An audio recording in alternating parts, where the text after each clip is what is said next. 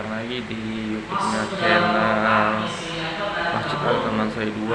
Untuk hari ini penceramahnya Al-Mukarram Al-Ustaz Sahromi.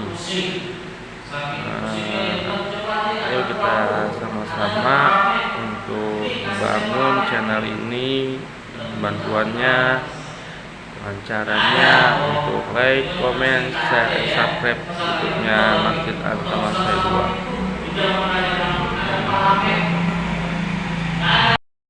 Jangan dikasih soper harga yang ada di bentol-bentol, ya itulah kekuatannya. Makanya apa? Allah tidak malu untuk membuat satu perumpamaan kayak nyamuk, karena nyamuk itu memang satu binatang yang dia solid.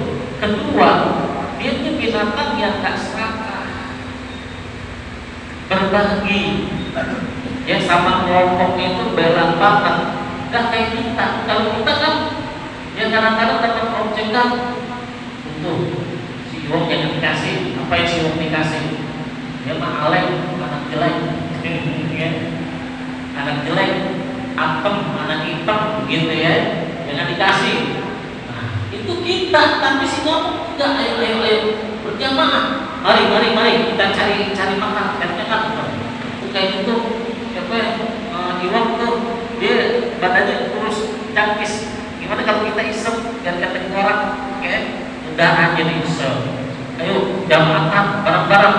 Menyambut kerjanya kerja tim, kompak, solid, kebersamaan. Nah, makanya kenapa Allah katakan fa'amal ladzina ya'lamuna, ya. Maka adapun perumpamaan Allah, ya, itu dengan nyamuk bagi orang-orang yang beriman, kayak lamuna, mereka mengetahui annal matalah, bahwasanya perumpamaan itu al-haqqu, benar nyatanya itu terjadi dari sisi Tuhan, memang benar. Mereka percaya ada hikmah di balik itu. Makanya setiap kejadian yang ada di sekitar kita itu tanda-tanda orang yang beriman. Mereka selalu mengambil hikmah, mengambil pelajaran yang berharga dari setiap kejadian, termasuk dari yang namanya nyamuk, ya. Wa ammal ladzina kafaru fayaquluna madza aradallahu bihadza mathalan. Dan adapun orang-orang yang kafir, mereka berkata, ini apa maunya Allah dengan percontohan ini? Ini Allah kayak gak punya kerjaan gitu. Allah kayak gimana? Kan katanya Allah itu Maha Esa, Maha Kuasa, Maha dari segala-gala yang maha. Tapi kok kenapa membuat satu perumpamaan kok dengan contoh nyamuk?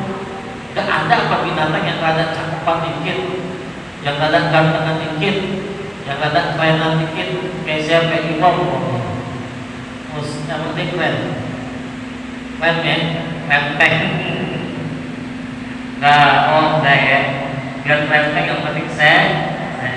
Saya lihat aja ya, pakai sorbannya, masya Allah, kayak Habib Lutfi ya. Tinggal ini lagi ya. Ustaz kelasnya kalau Ustaz begini ya, alim kuda-kuda luar biasa ya. Mudah-mudahan berkah ya Bang ya. Amin. Nah, maka ada orang-orang kafir ketika Allah membuat satu perumpamaan dengan seekor nyamuk, mereka komentarnya begini, madza aradallahu bihadza mathalan. Apa sih yang dikehendaki Allah dengan membuat perumpamaan atau contoh seperti ini nyamuk? Ya Allah, gitu ya. Ini kalimat masalah tamyizun ai bihadzal mathali, dengan perumpamaan ini. Wa ma istifham inkari.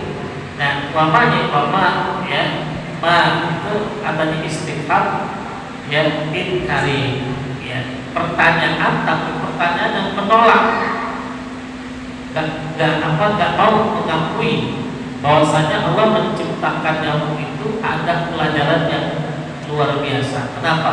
Karena buat mereka kalau pengen buat perumpamaan, percontohan yang rada apik sedikit binatangnya, yang rada keren, yang rada gagah, itu maunya orang kafir ya. mubtadaun, ini kalimat dari mubtada, wala bimakna ladzi bisilatihi khabaruhu ay ayu faidatun fihi. Ini apa faedahnya sih Allah menciptakan yang adanya di nyamuk? Apa faedahnya? Tadi yang saya bilang, faedahnya itu banyak ya, perusahaan-perusahaan yang bikin obatnya nyamuk, yang bikin software itu banyak yang murtad, dia nggak percaya kalau nggak ada kerjaan.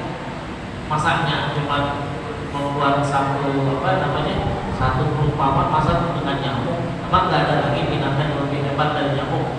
Oh, ada banyak di antara mereka juga tuh, ketika itu di zaman Nabi ya, mereka banyak yang mengundurkan diri, ada yang kembali dari agama semua ya, karena tadi mereka merasa kurang puas dengan Allah membuat satu perumpamaan dengan yang namanya nyamuk. Mereka pengennya gajah dong, umpamanya ya, gajah. Atau kalau orang-orang China sampai ini naga dong, naga ya, perumpamaan kayak naga gitu. Karena perumpamaan nyamuk pula banyak yang mereka dapat hidayah masuk ke dalam Islam, yang tadinya mereka cuma ngajiin, mereka memperhatiin Nabi lagi ngajar, mereka duduk di belakang, kadang-kadang mereka malu ya. Nah, tapi semenjak ya, ayat ini turun ya, membuat dan Allah diperintahkan untuk dakwah bil jahar dengan terang-terangan, dengan bisir ya, maka akhirnya di situ apa? Banyak umpamaan yang ada di Al-Quran justru membawa petunjuk yang luar biasa. Minal mu'minina, dari kalangan orang-orang yang beriman. Kenapa mereka dapat petunjuk dari Allah? Lintas dihim ya, karena membenarkan mereka terhadap contoh-contoh itu. Jadi karena mereka yakin ini adalah kekuasaan dan kudrat Allah yang siapa pun tidak bisa menyainginya, yang tidak bisa sepadan dengannya, makanya mereka tetap ya, mereka percaya kepada Allah ya, melalui lisan Nabi Muhammad SAW. Nah, ini harus benar-benar kita pegang teguh. Jangan mau kita diajak kepada satu provokasi, jangan percaya sama Allah, jangan percaya sama balas-balasan Allah, jangan percaya kalau kita melakukan satu amaliyah di bulan-bulan yang mulia kayak Rajab, jangan percaya. Kenapa? Dalilnya maudhu batilun ya Allah. Emang ada aja Pak yang namanya orang model kayak begitu, ada aja yang suka menghalangi orang supaya orang itu dia selalu taat kepada Allah, istiqomah dari awal sampai akhir. Ya, ini kan Pak, untuk mendapatkan keistiqomahan itu tidak gampang. Tapi mereka dengan berdaya upaya meminta kepada Allah, meminta petunjuk kepada Allah agar mereka diberikan hidayah dan istiqomah berada di jalan yang diridhai oleh Allah. Biar kita kondisinya lagi topes, atau kering pes, topes. Iya. Mau ya, kalau lagi ada duit maju coba oke maju, kalau kita bisa aset dijitin pada alam besar, pada alam banyak ya, tuh memang istiqomah itu luar biasa. Allah sampai katakan innal ladzina qalu rabbunallahu tsumma istaqamu fala khaufun 'alaihim wa la hum yahzanun. Surah Al-Ahqaf. Sungguhnya orang-orang yang berkata Allah Tuhan kami tsumma istaqamu, kemudian mereka istiqomah, ya tetap keyakinan mereka itu kepada Allah tidak bisa digoyahkan. walaupun tawaran kanan kiri depan belakang atas bawah banyak. Ente murtad ya, nanti kalau ente murtad ada boleh lapor sini 10. Nggak usah lapor sini.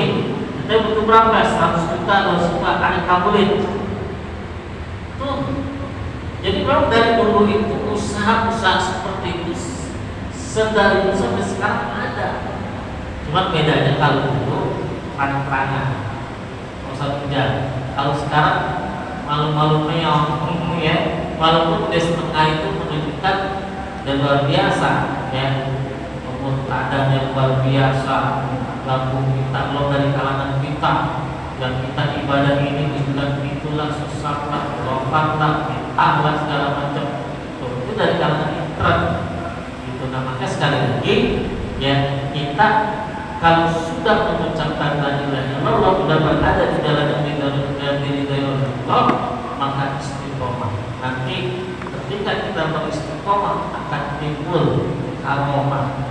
Dari mana tuh karomah? Karomah mah nggak bisa datang sendiri, nggak bisa. Salatin atau apa? Si uang tuh biar campainya dapat karomah. Saya gitu. Nggak bisa melalui apa?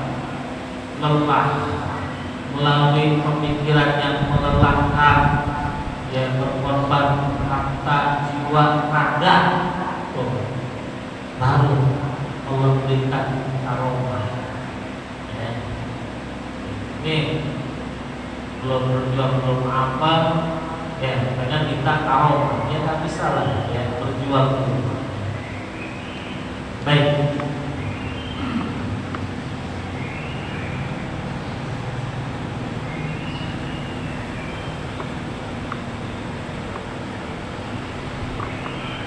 Wayang bibi kafiran tadi, wama yudil bihi illa fasikan, dia adalah yang dibikin sesat bihi dengan apa namanya perumpamaan itu illa fasikan, dari orang-orang yang fasik, ay al-kharijina atau atihi, yaitu orang-orang yang keluar dari taat kepada Allah Subhanahu wa taala.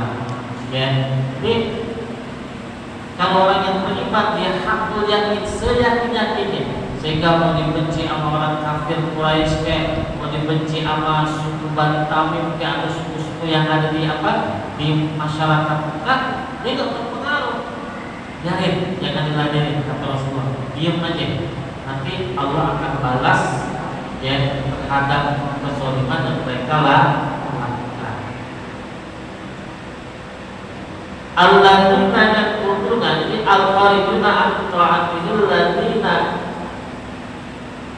na'tun yaquluna ahdallahi ma ahidahum ilaihim fil kitab. Sifat orang-orang yang fasik itu bagaimana? Ini sifat Allah katakan mereka yang ketika berjanji di hadapan Allah, ya ma ahidahum ilaihi fil kutubi, ya minal iman di Muhammad sallallahu alaihi wasallam. Mereka itu berjanji nanti kalau datang nabi siapa saja, enggak peduli mau bawa agama apa saja, tetap kita kudu beriman kepada baginda Nabi Muhammad sallallahu alaihi wasallam. Nyatanya apa? Begitu Allah tunjuk bahwa Nabi akhir zaman adalah Nabi Muhammad, malah mereka berpaling belakang. Padahal pengorbanan Nabi sudah luar biasa, yang baik secara materi maupun secara materi. Coba, tapi tetap aja dia Nabi, ya, oleh orang-orang yang Rasulullah percaya, walaupun dia orang kafir, non-muslim, tapi Rasulullah menaruh kepercayaan dulu sama mereka. Kalau mereka itu ya yang dikasih kepercayaan oleh Rasulullah itu benar-benar apa adanya, ya maka insya Allah mereka doa dari Rasulullah mencapai nanti di yaumul qiyamah dapat syafaat dari Rasulullah sallallahu alaihi wasallam.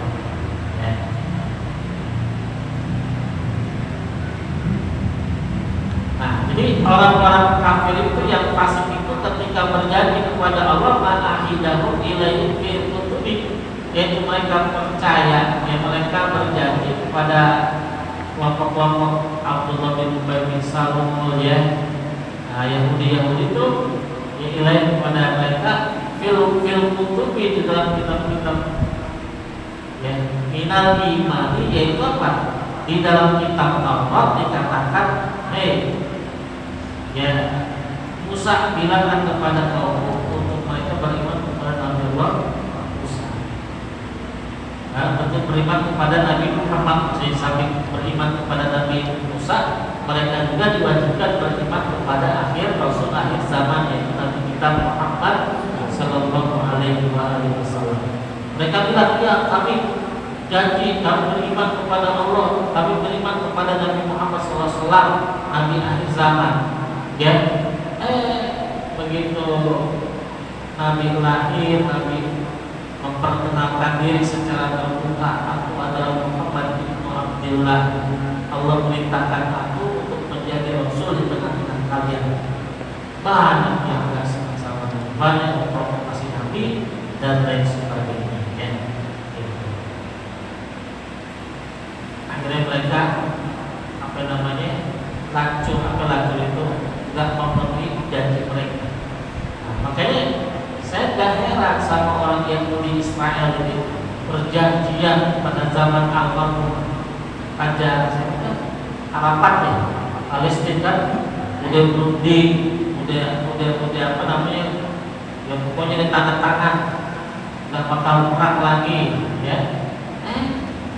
Tanggal lama sebulan 2 bulan, ya, memang dia itu begitu sifatnya. Ini seperti saya kan, mereka nih menuntut supaya tahanan yang di Hamas itu dilepaskan, ya, sampai angkuh dan ngancamnya si Donald Trump, aku jadikan menciptakan nanti Gaza atau Palestina seperti neraka. Malah nanti negara yang kebakaran, hancur, bonyok. Nah itu Allah buktiin. Jadi jangan main-main terhadap Allah, itu jangan main-main. Kalau kita sombong kebangetan, langsung cash and carry, seperti kontak cash and carry, ya, langsung melongo aja siapa sih Donald Trump, gak mau ya. Los Angeles habis. Dari kemarin saya udah dikirim, ternyata di New York sampai sekarang katanya masih nyala, ya, masih nyala di New York. Coba, Masya Allah, bayangkan Pak, kebakaran yang paling dahsyat sepanjang yang saya tahu di Amerika sekarang, ya. Gak lama si Trump ancam mau menciptakan neraka di Palestina. Negerinya udah jadi neraka juga. Makanya apa? Jangan sombong kita. Jadi pemimpin merasa gagah, merasa keren, merasa adu kuasa. Aing yang paling hebat, aing yang paling kuat, aing yang paling luhur, aing yang paling pintar. Sehingga di menurut kacamata dia, selain daripada dia gak ada yang hebat, selain daripada dia gak ada yang kuat, selain daripada dia gak ada yang sempurna, cuma aing doang yang sempurna. Ya, jadi kalau sifat itu masih ada pada diri kita, jangan salahkan Allah. Satu ketika Allah hancurkan vitalitas kita, maka buang jauh. Ya, mereka orang Yahudi udah berjanji kepada Allah, nanti kalau Rasul akhir zaman terlahir di muka bumi, kamilah nanti orang yang pertama kali akan beriman kepada Nabi Muhammad. Tapi nyatanya ada. Tapi khianat. Memang dimintai setelah mereka menguatkan sumpahnya, menjamin sumpahnya, demi Allah kami siap mendukungkan Muhammad. Wah, dengan seribu janji-janji ya mereka ucapkan, ya, tahun ini setelah dikuatkan alaihi atas mereka, ayat kamu nama amalullah bi ayyus salat. Lalu mereka memutuskan apa-apa perintah Allah kepada dan memutuskan apa-apa yang diperintahkan oleh Allah supaya apa? Ayu sholat disambung minal iman bin nabi, beriman kepada nabi, warahmi menjaga silaturahim, wagairi dan selain daripada itu ya wayusidu nafil ardi, malah yang akan mereka membuat kerusakan di muka bumi. Contohnya kerusakan yang mereka ciptakan apa? Bil ma'asi, dengan perbuatan maksiat. Jadi jangan disangka perbuatan maksiat itu tidak berefek. Ya. Coba seandainya nih di sekitar sini nggak ada majelis taklim, nggak ada orang alim, nggak ada orang soleh, saya yakin ada aja azab, entah kebakaran lah, banjiran lah, ya anak-anaknya pada doyan narkoba umpamanya, judol, apa judol itu, video online dan semuanya itu nanti ada aja bahwa dari Allah Subhanahu Wa Taala, ya makanya kita hati-hati, ya jangan seperti kayak orang Yahudi yang beringkar terhadap Allah Subhanahu Wa Taala. Bagaimana tuh mereka membuat kerusakan tadi? Bil ma'asi wa ta'wil yang iman. Mereka berbuat maksiat dan halangi orang beriman kepada Nabi Muhammad. Ya ahla Makkah, wahai ahli Mekah. Ya. Jadi ulaika, mereka itulah al-mausufu dan al-dzikra yang disifati dengan sifat-sifat yang tersebut tadi. Kumpul khosirun, orang-orang yang merugi. Kenapa dikatakan begitu? Lati masirihim ilan nari al-mu'abbadati alaih, karena tempat kembali mereka nanti adalah di neraka selama-lamanya. Ya mudah-mudahan kita jangan sampai kayak begini. Kaifa takfuruna billahi kuntum amwata fahyatum wallahu subhanahu wa ta'ala dan datangnya.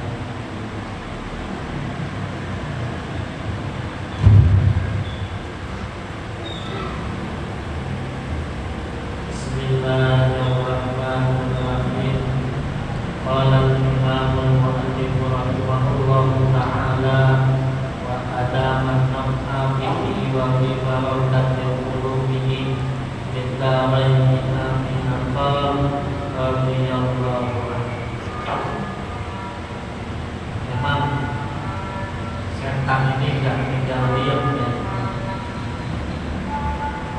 Enggak, jamaahnya dulu dibikin ngapi itulah, dibikin itulah, ya. Kalau nggak gurunya jamaahnya, kalau nggak dua-duanya, iya. Pokoknya jangan sampai ini cucu Nabi Adam ini ngaji. Kalau ngaji nanti apa? Mereka ngerti ilmu cara beribadah kepada Allah, ilmu cara bertauhid kepada Allah. Akhirnya apa? Mereka selamat jangan menyebut iblis laknatullah alaih. Kan di sini iblis mencari cara supaya anak cucu Nabi Adam yaitu kita rame-rame kita masuk neraka teman ini sebagai balas dendam saya gara-gara masuk neraka ini gara-gara si Adam. Ya, makanya luar biasa.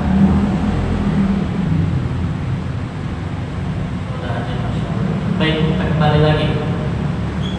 Wajibu dan wajib ghuslul zahirin wa batinin, ghuslul zahirin wa batinin kullin minasyuhuri as-sabiqati wa intatafat.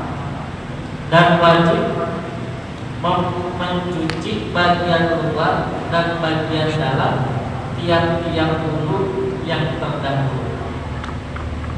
Jadi kita tuh wajib mencuci bulu-bulu atau bagian, taruhlah kayak di sini kan timbul cabang ya, wajib ya, baik dia itu apa namanya lebat maupun tipis, wajib tuh bulu-bulu yang ada di sini ya harus dikenai, dibasuh oleh air secara rata. Sekalipun dia lebat kayak bulu apa kayak cabang ya, sekalipun lebat tetap dia harus dibasuh. Kenapa? Linudratil kata pihak, karena jaraknya ya bulu-bulu itu lebah ya, jarak yang namanya kayak cabang di sini atau kadang-kadang orang ada di bulu sini ya 1, 2, 3, ini jarak lebat di sini. Makanya sesuatu yang dia berada di bagian muka lah, contohnya kan muka wajib dibasuh, baik itu bagian luarnya kah, bagian dalamnya kah, wajib dibasuh ya, kayak hidung aja kan, nah ya ini bagiannya maksudnya ini juga wajib dibasuh ya.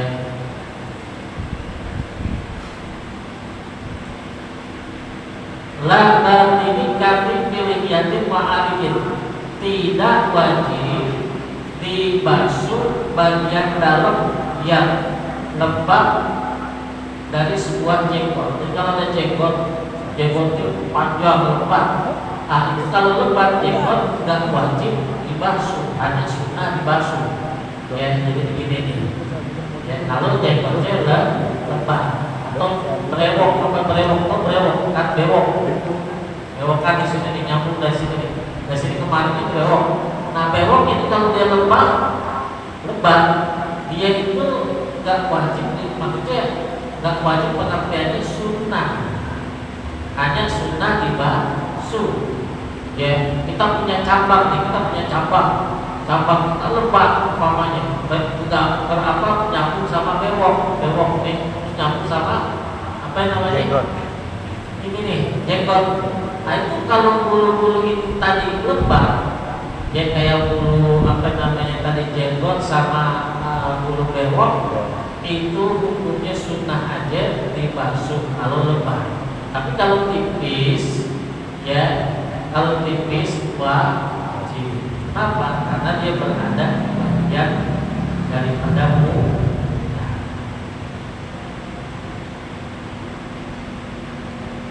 Nah sekarang ukurannya dikatakan lebat atau tipis dari mana? Wal katibu malam mural basyaratu min khilali fi majlisin taqaqubi urfan.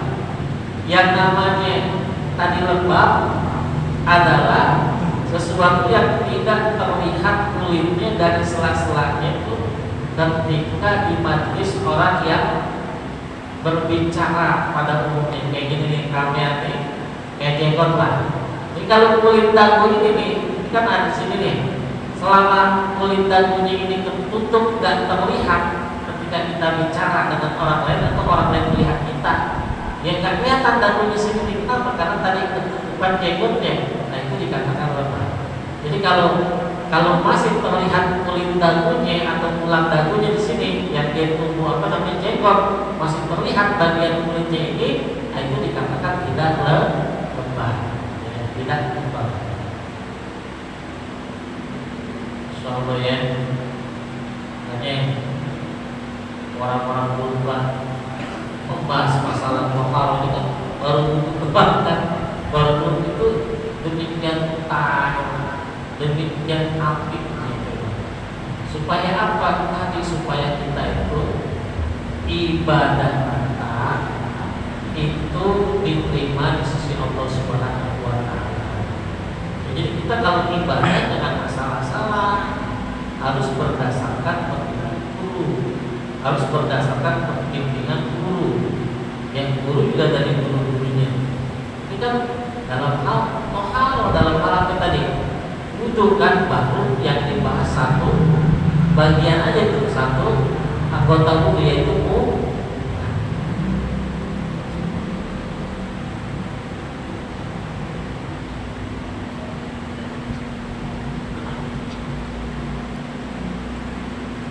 makanya di akhir zaman ustaz-ustaz yang membicarakan fikih apalagi mendetail itu udah mulai jarang. Paling bicara fikihnya secara global. Terus ditanya juga jarang yang mendalam. Kenapa? Ya karena ustaz-ustaz jangankan umatnya ya, ustaz-ustaznya juga nggak mau belajar fikih secara mendalam. Kenapa? Kita jadi Gitu.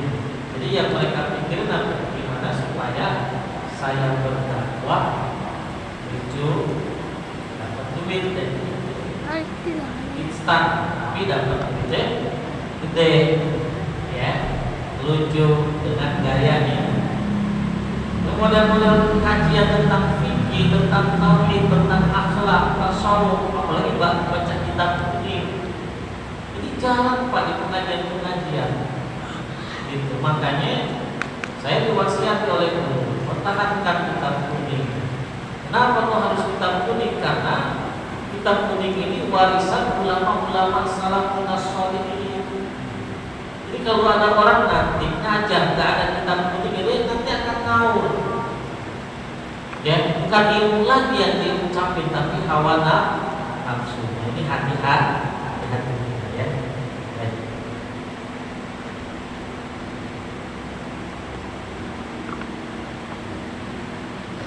Wajib dan wajib ghuslu ma la yatahaqqaq ghuslu jami'ihi illa bi ghuslihi, dan wajib membasuh sesuatu yang dipastikan tidak terbasuh secara keseluruhan kecuali dengan membasuh bagian itu, ya. Kayak kita nih kan membasuh tangan sampai sikut. Kalau kita cuma basuh sampai sikut doang, khawatir nanti apa? Ada bagian titik kecil yang itu tidak terbasuh secara sempurna, maka kalau begitu harus apa? Harus lewatin dari situ minimal segini nih. Apa nih? Segini sampai ya 5 jari atau sedepak ya, segenggam lah ya, segini segenggam nih.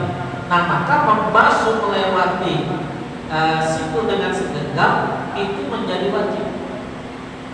Nah itu masuk kepada li'anna ma la yatimul wajibu illa bihi wajibun, karena sesuatu yang tidak bisa terbasuh secara sempurna yang tadi yang wajib tadi kecuali dengan membasuh bagian yang ada di atas sesuatu itu, maka itu menjadi wajib.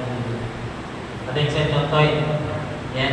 Nah kita membasuh tangan kan, ya sampai sikut, tapi jangan kita kepas mentang-mentang sampai sikut, ya kita sikut doang.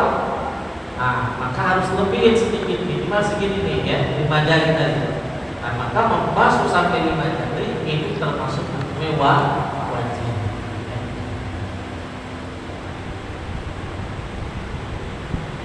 Ya mama.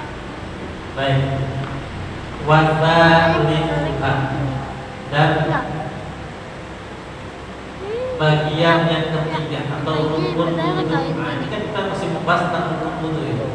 Dan ada rukun wudu yang ketiga, ghuslu yadaihi, membasuh kedua tangan.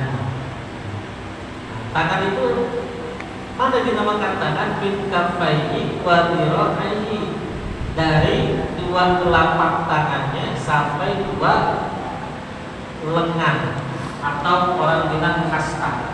Namanya tangan Pak, tangan dari mulai sini nih, 7 jari sampai sini, ya. Nah ini nanti namanya lengan atas, gitu, ya. Tangan, jadi dari sini teman-teman dibasuh sampai sikut, ya, sampai sikut sini, maka lebih sedikit, gitu, ya, di tangan. Makanya tadi dikatakan, ya, min kaffaihi, dari 2 telapak tangannya. Maka cara membasuh tangan bukan dari sini, bukan dari sikut. Ini kenapa sikutnya? Tadi kenapa ayatnya kan tadi bilang dari itu tadi bilang min kaffaihi, dari sini, dari ujung jari telapak tangannya, kedua telapak tangannya, bukan dari siku. Kadang-kadang saya perhatiin banyak orang, ya, yang mereka membasuh tangan dari situ dulu. Kalau ditanya boleh nggak Ustaz? Boleh. Cuma hukumnya makruh. Ya, kita kan kepengen cara ibadah kita, termasuk cara pengaruh kita ini mencontoh, ya, Rasulullah SAW. Dan Rasulullah SAW itu ketika dia berwudu sesuai dengan hadis yang diriwayatkan oleh siapa namanya Utsman bin Affan itu, ya Utsman bin Affan itu mempraktekkan dari sini ujung jari ke apa namanya mirfaq ini, lutut apa namanya sikut, ya kan dalilnya faksilu wujuhakum wa aydiyakum ilal marafiqi. Perhatikan nih, saya ulang redaksi ayatnya. Faksilu wujuhakum, maka basuhlah, maka cucilah muka-muka kalian, ya.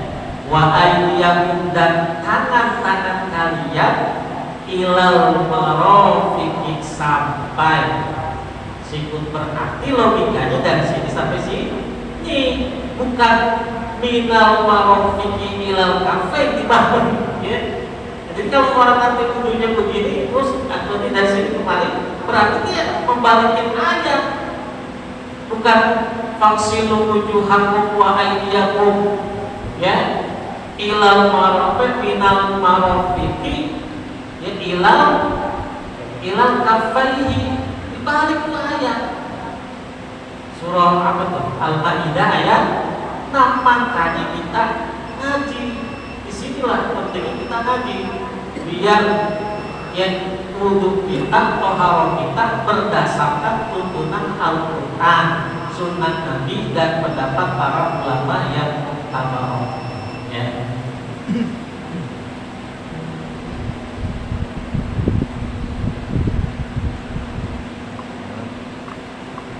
Bikulli mirfaqin, bagian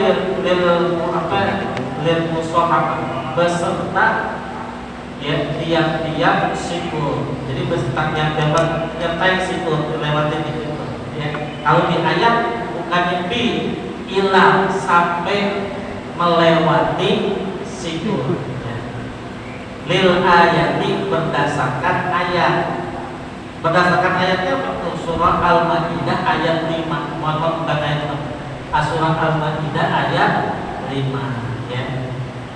Wa yajibu, dan wajib ghuslu jami'i ma fi mahallil fardhi min sya'rin wa dhufrin wa intolan, membasuh keseluruhan, ya, sesuatu yang pada tempat-tempat yang fardu, kayak wajah. Tempat fardunya kan wajah di sini, dari sini kemana ini. Nah itu wajib dibasuh dari apa? Min sya'rin, yang bulu-bulu. Jadi kalau bulu ada di sekitar wajah, maka bulu itu wajib dibasuh. Kenapa? Karena bulu-bulu itu dia tumbuh di bagian yang wajib dibasuh ketika kita tangan. Pemain tangan kita berbulu, kan suka banyak orang berbulu. Wajib nggak usah bulu yang ada di tangan itu dibasuh? Wajib. Kenapa wajib? Karena dia berada atau tumbuh di tempat yang wajib kita basuh. Ya, paham ya?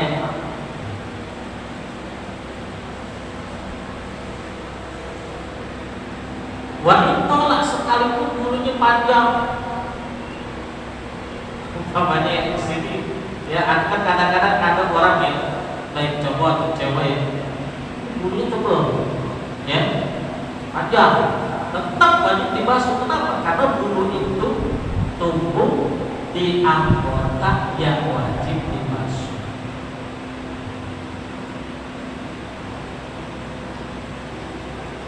Ya kan? Farqun wallahu subhanahu wa ta'ala, wallahu subhanahu wa ta'ala alam bisawab. Saya paham ya. Baik para jamaah yang beriman, marilah kita akhiri ta'lim kita dan baca doa mudah-mudahan ilmu yang bisa kita pada kita, ilmu yang bermanfaat, ilmu yang menyelamatkan kita selamat kita, berselamat daripada bala, fitnah, musibah dan bencana baik di dunia maupun di akhirat. Astagfirullahaladzim, astagfirullahaladzim, astagfirullahaladzim, walakal hamdu ya mahmud. Allahumma wabarakatuh.